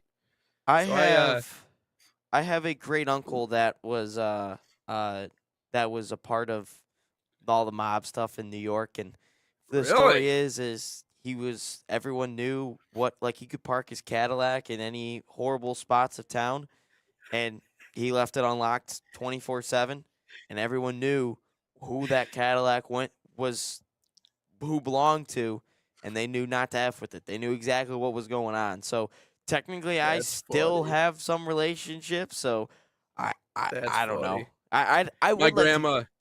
I'd like to do ancestry.com. I just haven't done it yet. Yeah, it's possible. I mean, my grandma used to talk about how they would go to horse races. So like something like the Kentucky Derby. I don't know if she ever went to the Kentucky Derby, but And the inside family game moves would on the always inside, there's an yeah. going through. Yeah, with a microphone on a stand like I got right here. Yeah. But they would be up in the suite level, or they would be up in some level of the stadium where all the rich folks were. My grandma was always confused. She's like, aren't my family members are railroad workers? Where do they get the money to do all this? Where does this money come from? I wonder. That's great. So That's great. so that's a little family lineage on my mom's side. So I wouldn't go too fast. I think some people do understand it, but yeah, I mean there are certain people that were either brought over here or for whatever reason have lost track of their ancestry. But fortunately now we have a way of testing for that. Like literally just test your DNA and we can tell you where you're from. You might not know all the stories or all the different people, but that's something we have the technology to do. So anyways, appreciate you guys dropping in comments. Is he going to keep going? He might just carry us the rest of the show here. We got to take a break here at some point. Yeah, we can let's take the break now. I got no comments, so we can hop into whatever it is we want to talk about next. But yeah, let's right. take that break. We'll keep rolling along on the other end when we come back. You're watching Inside the Game, episode 217. Experience the thrill of the game like never before with NSN's Game Rewind.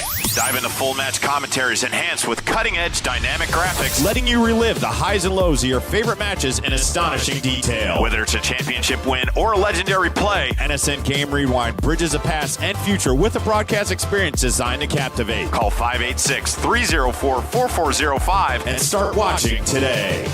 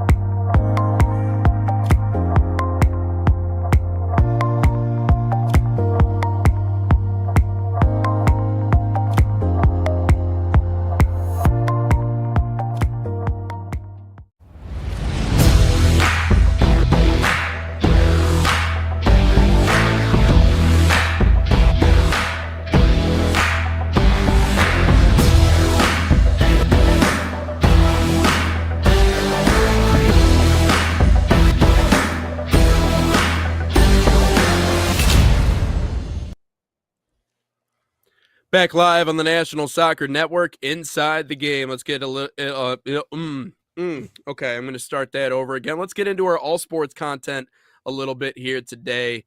Yeah, Ryan, I wanted to. He does talk about Caitlin Clark. Says the best example of regional support for a sport is the best fan base for women's basketball in Iowa, especially the Iowa Hawkeyes. That's where Caitlin Clark's fan base originated. Yeah, because Caitlin Clark's a dog. She's actually really good at basketball. Actually, okay. Yeah, he brings up a good point. Does he have another comment on there? Yeah, he says Indiana also has a basketball culture. Yeah, a lot. Some states have cultures for different sports. Like I'm looking right now, the most popular sport in 2025 for each sport. 31 of the 50 states go to football.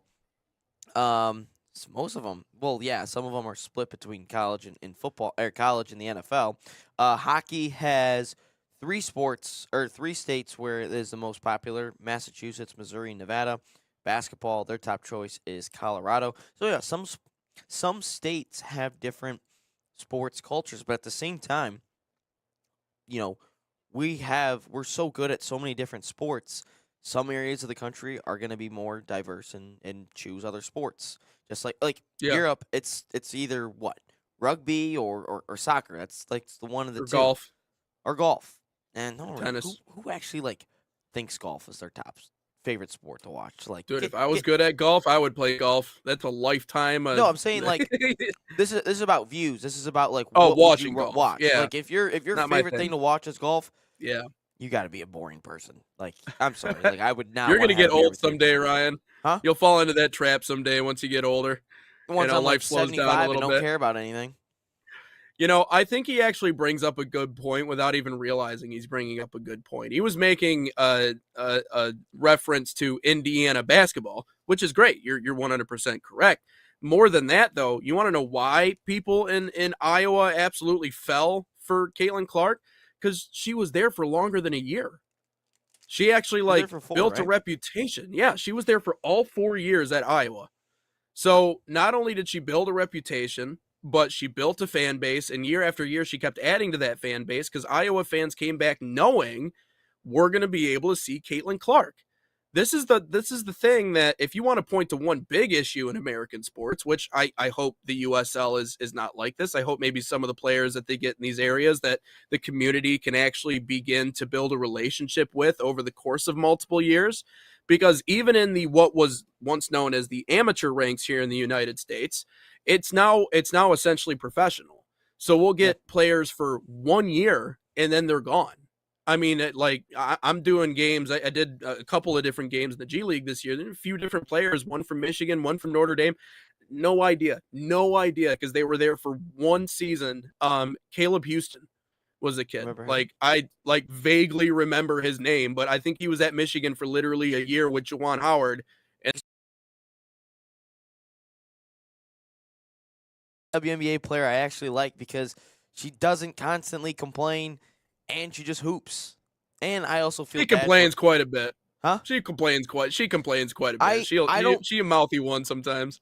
on the court. I'm talking about like in the media. Yeah. I'm talking about Oh, okay. All I'm right, talking fair. about Media complaining about better. every single thing. On the Media, court, yeah, I think she's Yeah. She complains a lot. I would agree.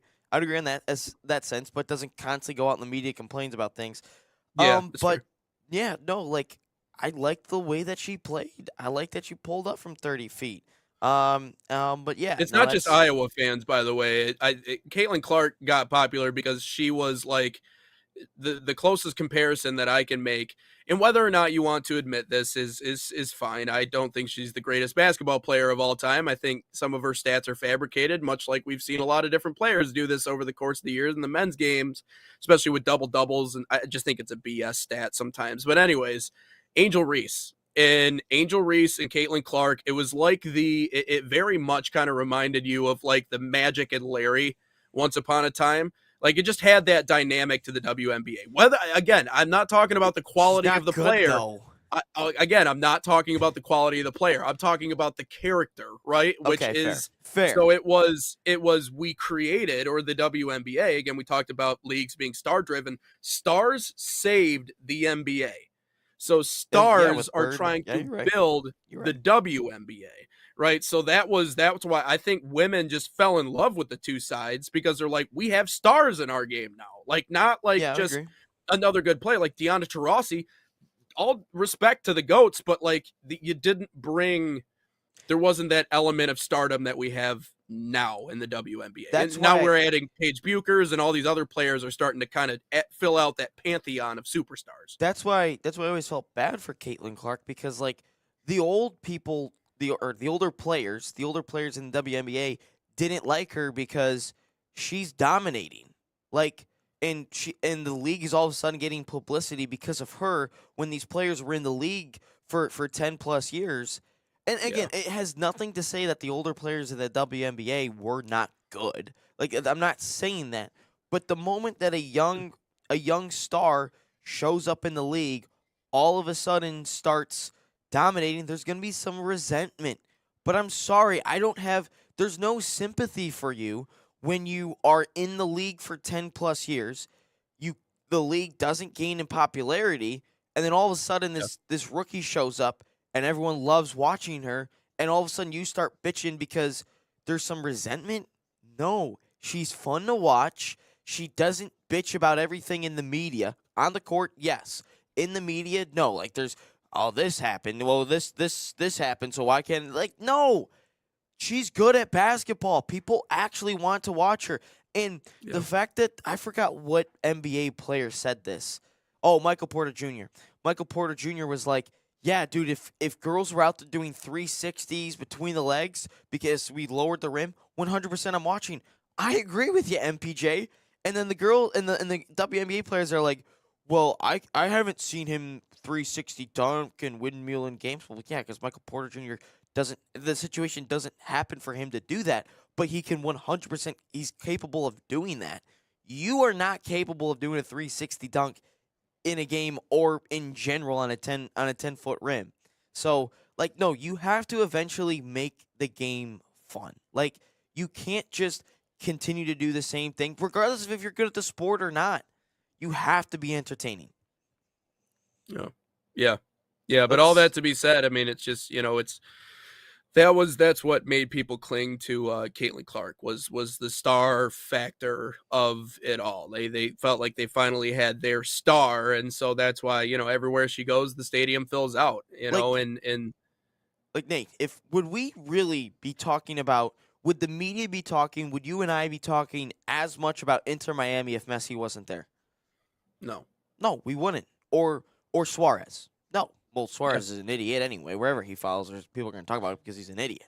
But no, we would not be talking about them. Would we be talking about the Lions outside? Would people be talking about the Lions outside of Detroit if they were going continuing to go 4-13 all the time? No. But they have stars. Jared Goff, Amon-Ra, Branch, all those guys, because they're stars, so people talk about them. Why do people no, because the Cowboys don't really have stars anymore, but why did people talk about the Patriots time and time again every single year? Because they had stars everywhere. Tom Brady, Edelman, Gronk. Like, there were stars everywhere. So no, it's a sports. I think anything in general, movies, shows, star driven. Mm-hmm. Yeah, but the popularity starts at the regional level. Again, that was the start of this whole conversation. Like, the professional leagues are driven by stars, but popularity is driven by what we see at the regional level, whether that be high school, whether that be club, whether that be whatever it is. That's where it really starts. But moving on to what else we got going on. If he drops another comment, I'm willing to continue talking about what he wants to talk about. Good questions today. He says the Caitlin Angel rivalry started with Twitter users, not the mass media. I saw that happen in April 2023. Well, it started because they hated each other. Like, they played each other in two different Final Four and a national championship? I think they played in the national championship, and then Angel Reese started bumping into her and stuff and mocking her and stuff. Well, yeah. At that time, TC is also the highest scoring female college basketball player of all time, right? She has the scoring record. Yeah, but at the same time, Twitter users, yes, they have to be putting it out there because nobody was watching the NCAA championship then because there wasn't a reason outside of if you're a fan of women's basketball, the schools, or you have someone on the team, there wasn't a reason to watch it. So yes, Nate, how do things in this world grow? Social media. Twitter? Twitter, yes. But social media in general. So, you and I, this show, for example, how are we able to grow stuff? You put stuff out on social media. TikTok, Instagram, YouTube's. Again, drop us a follow, like, subscribe, all that fun stuff everywhere. Drop us a follow, comment, you get a Salt Athletic bag, just saying. But that's how things grow in this world is right now is social media. And anyone can be a star in the social media realm if you really think about it at any point. So how that stuff grew was because of Twitter, because no one had a reason to tune into the NCAA finals back then. It's half the reason why half these matchups, these rivalries in college football or what have you, are as intense as they are because the Twitter trolling from one year to the other. And I do my best to try and just stay on the sidelines and observe like an objective person just over here. It's tough to not get wrapped up in all that, but yeah, I mean, of course, it's a big part of it, but I don't think that's the only reason. I mean, you meet up in a Final Four and the national championship, and you have Angel Reese setting records, and you have Caitlin Clark setting records, and they don't like each other. And then obviously the other part of the conversation that, I don't think people like to talk about. We don't have to talk about it here, but I think that, there is some undertones when it comes to that as well. So there are layers as to what kind of led that rivalry, much like it did for MJ and Larry. It is literally it is the same exact. It is history repeating itself 101. It's just funny to see it go around and around just like that. But no, that is yeah, Indiana certainly has a basketball culture. I would say Florida, Georgia, they have football cultures here in the U.S. I think when you look at Minnesota, Wisconsin, hockey cultures through and through. New York, probably another good example of that. I know Michigan's starting to catch up. They have the USA training facility here. Yeah, Mass. Oh yeah, how can I not include Mass in that? And then obviously, baseball. Look at California, man. I mean, just year after year, they're just producing dudes left and right. So it is even when you start talking about regional, the different regions of the United States have different things that they exceed at. So it's, soccer, you got to give it time. A lot of land here.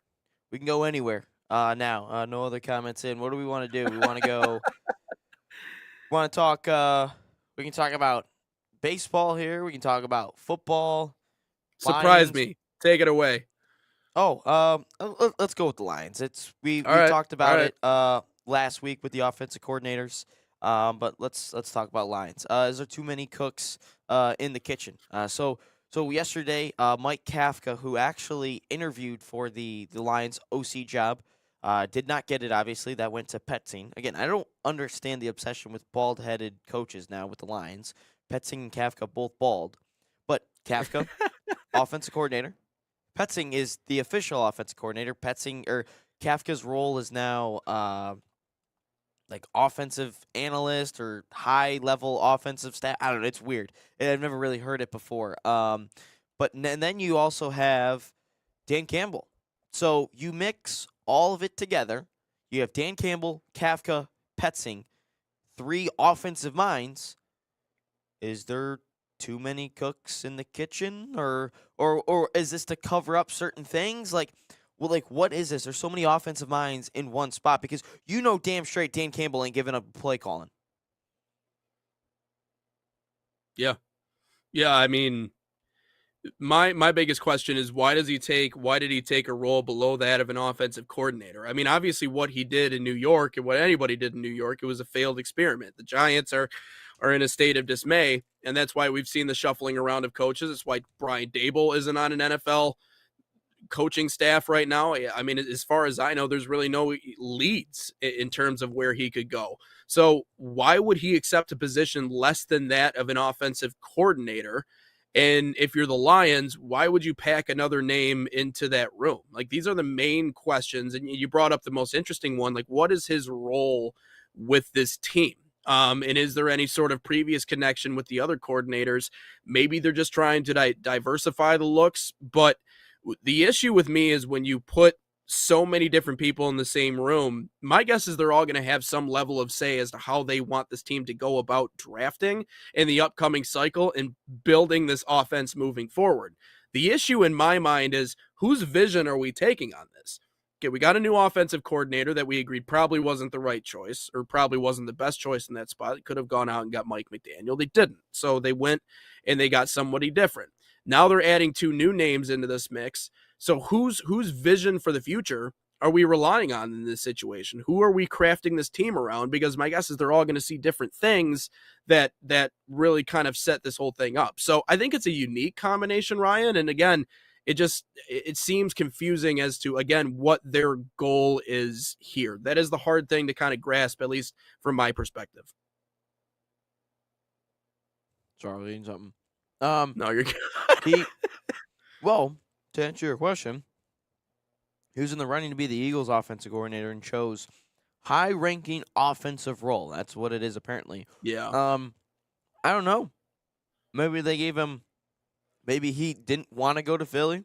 Maybe he didn't want to deal with some of the drama that surrounds Philly. I mean, their fan bases are crazy. Sirianni's a dick. And then what's his name? A.J. Brown. A.J. Brown, the wide receiver, dealing with a ton of stuff. So I would ultimately say that he chose the job. Maybe he got an offer he can't refuse. Maybe he doesn't want to be in the role anymore as just a strict offensive coordinator, because we've seen, coaches in all sports and all levels, maybe try something out, didn't quite like it, or didn't succeed at it, and maybe kind of want to take a step back for a little bit, kind of regather their confidence, kind of see things in a different light, and then maybe go back out and get that offensive coordinator job. But I will say this, offensive coach, he was an interim head coach. My take on all this is, I know I presented the question, I don't think you can pass up on a guy who has a good offensive mind into your room. I ultimately think that's the right idea.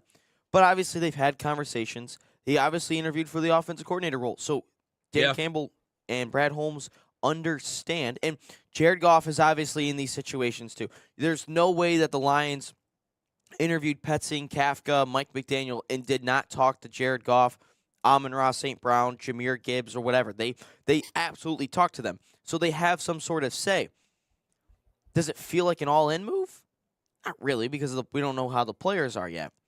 But I feel like they finally have realized, I think this is the reason of this hire, is the Lions have finally realized that you can't just have your guys anymore. You can't just rely on your own. You might actually have to go out and expand on the tree branches a little bit.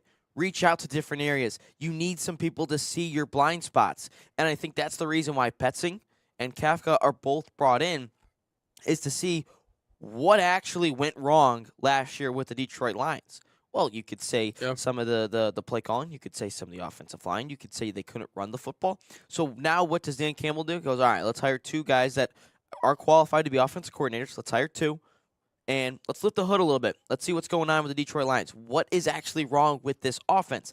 I think you still to do the same thing with the defense, because there's a lot more holes, I think, on the defense than on the offense.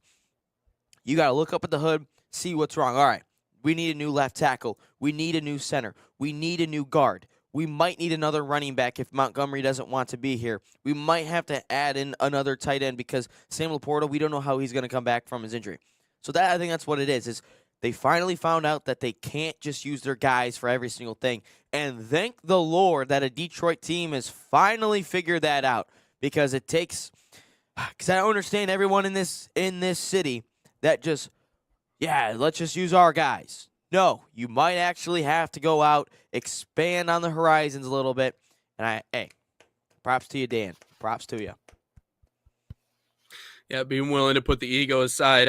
I guess it goes against our theory of smartest man in the room syndrome. I guess they're willing to continue to bring in they heard us. Better offensive minds. Maybe they heard us. Yeah, maybe they heard our show right here inside the game. This is episode 217. Let's take a step aside. We'll be right back for our final segment, as well as question of the day here on Inside the Game.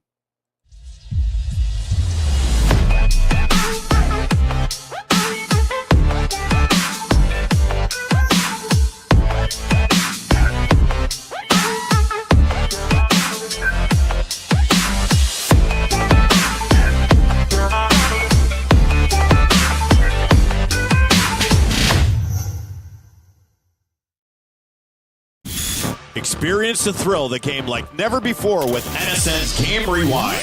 Dive into full match commentaries enhanced with cutting-edge dynamic graphics, letting you relive the highs and lows of your favorite matches in astonishing detail. Whether it's a championship win or a legendary play, NSN Game Rewind bridges the past and future with a broadcast experience designed to captivate. Call 586-304-4405 and start watching today.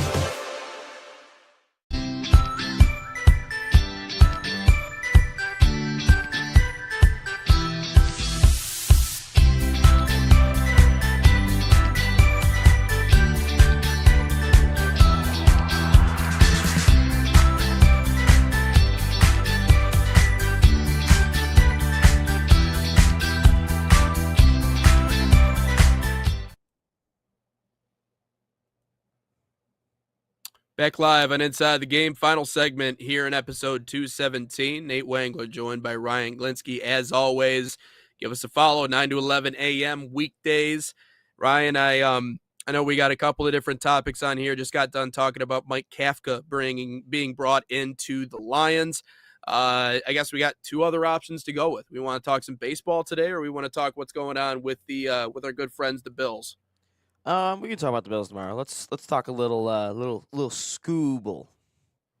Little Scooble. All right. Jose Ramirez just signing a new deal with the Cleveland Guardians. A lot of deferred money in that deal, but you worked in the question mark at the end. Does this make you concerned about Tarik Skubal? Does it make you worry about Tarik Skubal? We talked yesterday about how guarded sometimes the city of Detroit can be with their superstars. But where do you come in? What is your angle on what's going on over there? Yeah, does this simply become does Skubal not actually want to be in Detroit?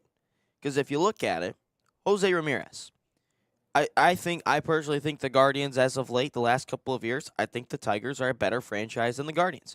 You can argue division championships. You can argue that they split in the playoffs a couple of years ago. You can 100% argue that. That's not what I'm saying. But the way that the Guardians operate, just not re-signing players. Who was the guy that's on the Josh Naylor, the guy who looks like Wario? Is that his name, the catcher? Letting him walk. Yes. There was another guy they let walk, the first baseman, I think. They let walk, I think. Bo Naylor, maybe? I don't know if he's on the team. But letting some players, some key pieces walk. And then you have the whole betting thing with Emmanuel Clase.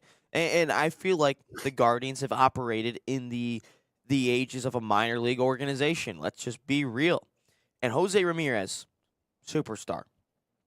And he's 33, he signed a 7-year contract, and we all know baseball contracts are for the here and now. You get burned later on in life, but that's how it goes. Shout out Bobby Bonilla again. But no, I'm looking at this, and Jose Ramirez deferred. So 10 or 7 years, 175, but every year it's $10 million is deferred to later on. And so he's making roughly $13-14 million a year, right? Yeah. And I'm sitting there and I'm thinking, I'm like, well, how is all this money being deferred for a superstar that wants to stay in Cleveland? Skubal, does he truly want to be here? That's the question that I'm seeing when I see this contract signed. Does Skubal actually want to be in Detroit? Because if Jose Ramirez is doing this for the Guardians, and it seems like it's night and day based on what the Tigers are trying to offer and what Skubal's trying to offer, do you think that Skubal just doesn't want to be here at this point? Because that's how I feel at this point. Because if Ramirez is deferring all this money to later on, but Skubal isn't budging on anything, it doesn't seem like Skubal is even giving an offer. It just seems like what Scott Boras wants to do. I don't necessarily think Skubal wants to be in Detroit anymore. That's what I think it boils down to, because I feel like at some point we would have had a compromise if Skubal truly had his heart set in Detroit. And I know what you're going to say, Nate, and I agree with you. I think he does want to be on the West Coast. I think that's what it is. But I think that if there would have been some compromise by now. I mean, I think that's part of it, right? I think he's from the West Coast. He's from that area. So I think a lot, his family, his friends, everybody that he's close to, that he grew up with, they're all over there. I mean, he played in Seattle in the playoffs. That's where he's from. He's from that area. So obviously it was an awesome opportunity for him, but I could see a situation where he wants to be back on the West Coast. The other thing is, though, is I think you're getting a look into the mind of one Scott Boras. And we've seen this with Scott Boras as it pertains to superstars before. He will not make an offer or try to come even close to closing on an offer before the player themselves has gone out and has tested the market and has seen what they can get from other clubs. So obviously those conversations are underway, and it's something that the camp for Tarik Skubal is, I'm sure, busy on finding the best deal for him. He's said multiple times before that he wants to stay in Detroit, that he wants to make a legacy in Detroit. Now, listen, I know words are just words, especially in sports now. I feel like sports fans were just so tarnished, and there's like this level of PTSD with athletes saying, hey, I'm never going to leave. I'm staying here. I'm this forever. And then they're gone the next day. We've seen it. We've seen that story time and time again. So words, again, are just that. They're just words. They're hollow.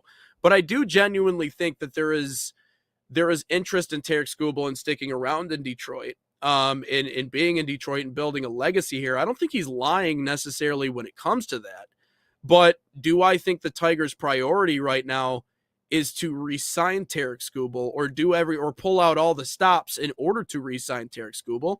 It's clear to me that they're not. That's not their intention, is to pull out all the stops. It's not their intention to spend $300-400 million to keep an aging starter around who is 30 years old now. I think he's going to be 30. So we've seen it time and time again. And it's hard for Detroit fans to really grasp, because what do you mean you don't want to re-sign the best pitcher in baseball? What do you mean that isn't your number one priority, is to retain the guy who just won multiple Cy Young awards? That is one of the hardest thing to do in ever in baseball. I mean, that is a very exclusive group to win more than one Cy Young. What do you mean you aren't doing everything you can to keep this guy on your roster? Because he's as close to a guaranteed W as you get in Major League Baseball outside of Paul Skeens. I mean, it's 1A and it's 1B. It's the reason why I'm so excited to see them go to the World Baseball Classic, because with those two pitching, they might just tear through the competition with just those two.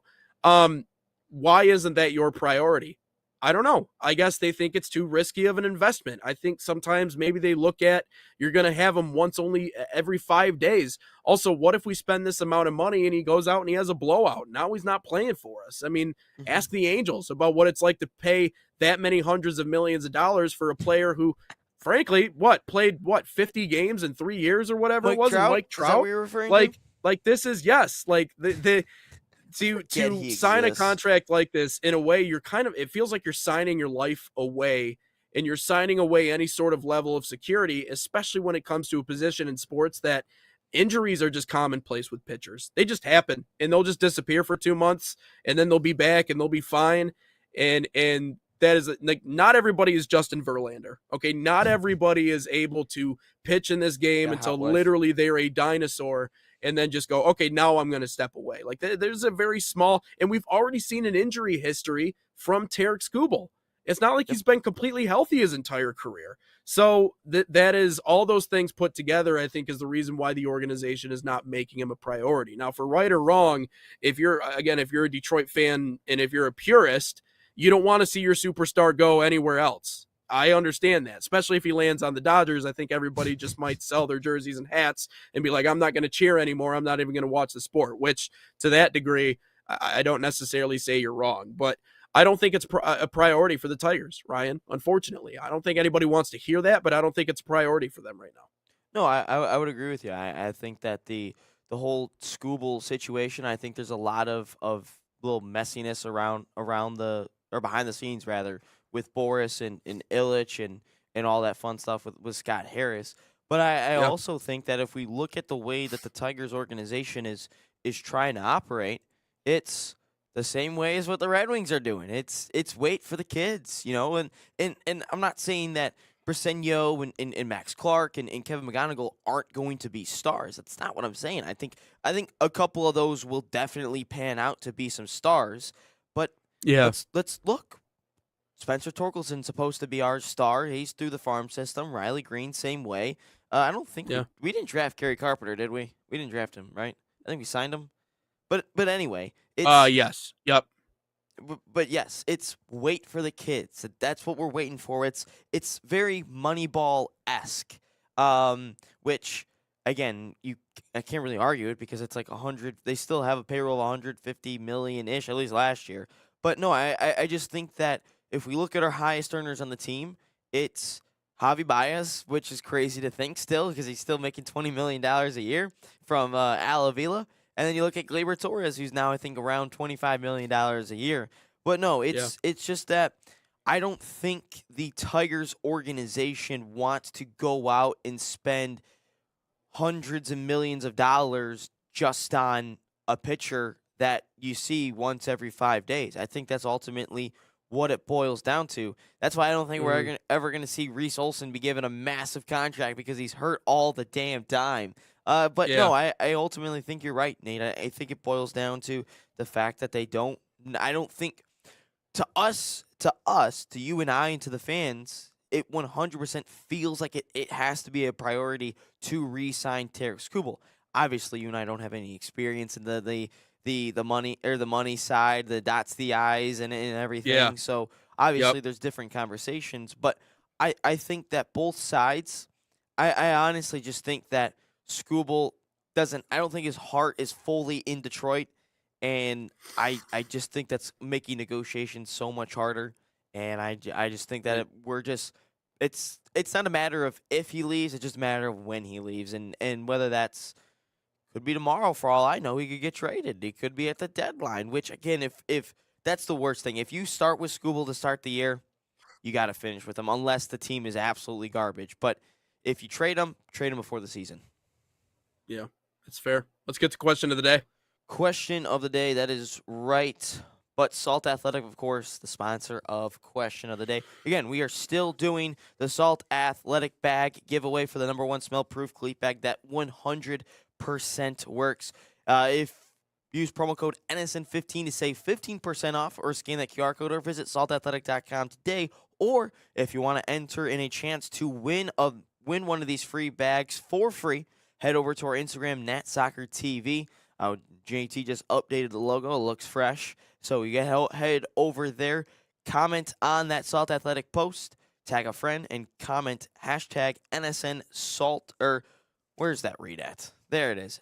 Hashtag NSN Salt giveaway. And we will be announcing a winner every Friday for the next 21 weeks. We've got 21 bags to give away. Yeah, I had the like soccer camp reads in front of me instead of actually the other ones. But here we go. Question of the day. I got inspiration from our very own Neil Rule on this one. If Bill Belichick isn't a first ballot Hall of Famer because of the fans and the voters saying because of the cheating, the Spygate, the Deflategate, does that ultimately hurt Tom Brady? I mean, I think it should hurt Tom Brady, right? It's got to hurt them all. Yeah. I mean, so what year was Deflategate again? Ooh, it's when they played the Colts. I'm going to say like 2016 would be my guess. No. Yeah, 2016 I think it is. Because that's when the Falcons were good. Was in 2015. Oh, 1 year off. Yep. So, does it? So he won a lot of Super Bowls outside of that one that's in question. How long did they say Deflategate was going on? I guess I don't remember really the details of what happened, because I could see where it's coming from. You know, does this hurt his reputation? It certainly did hurt his reputation. It says from 2007. It got figured out in 2007, but they're saying that the duration of this was, they said whenever Bill Belichick took over. So they're saying 2000 to 2007 is when they think that it was going on. So that was the suspicion. Yeah, I mean, if it turns out to have impacted games to a level that they think it certainly would 100% change the outcome, then yeah, absolutely. I think, and especially because that's physical tampering. You know, that is you are actually physically altering the equipment. In my mind, it's no different than if we were to draw a comparison to another sport, it's no different than corking barrels in baseball.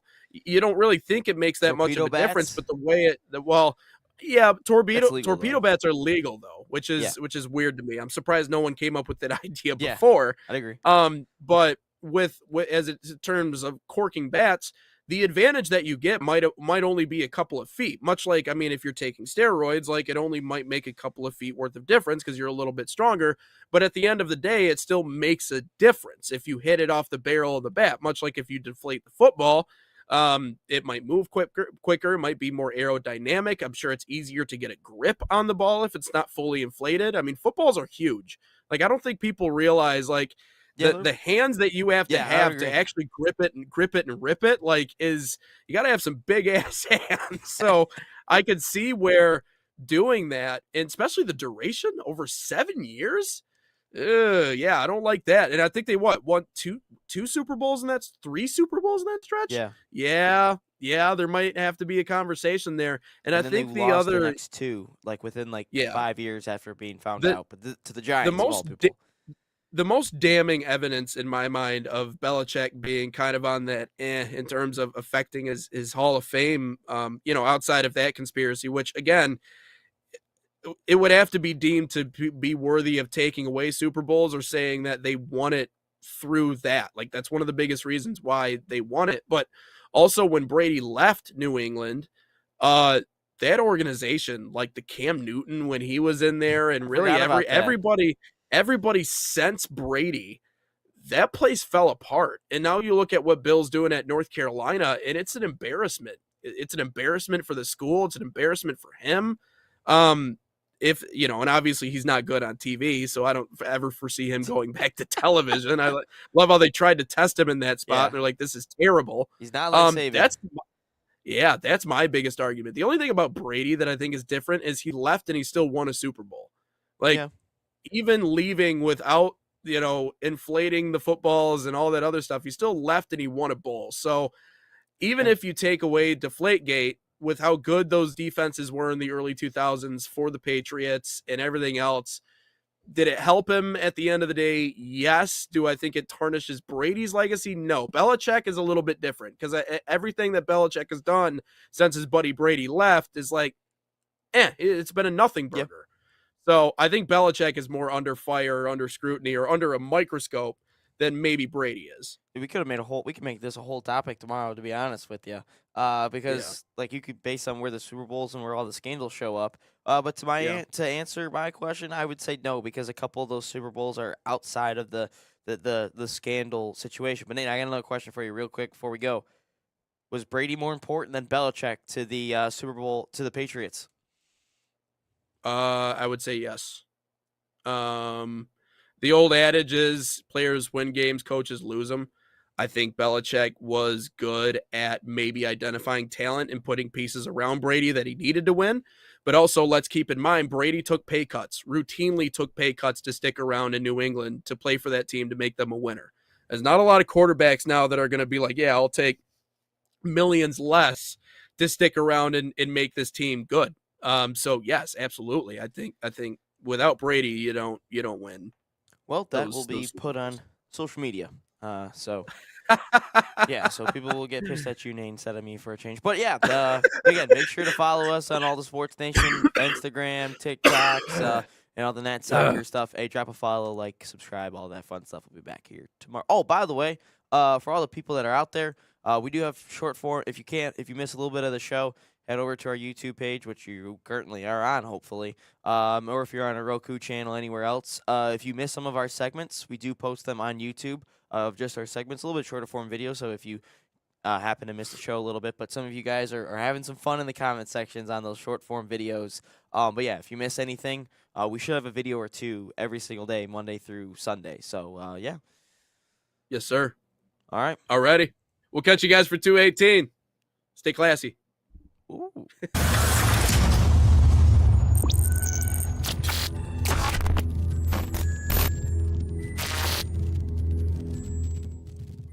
From the biggest matches to the hottest takes, Jonathan Turner and Nathan Wenger bring you the stories, the analysis, and the edge you won't get anywhere else. Streaming live weekdays at 9 a.m. on YouTube, Roku TV, Facebook, Twitter, and all major platforms. No filters, no fluff, just real talk, real soccer. This is Inside the Game.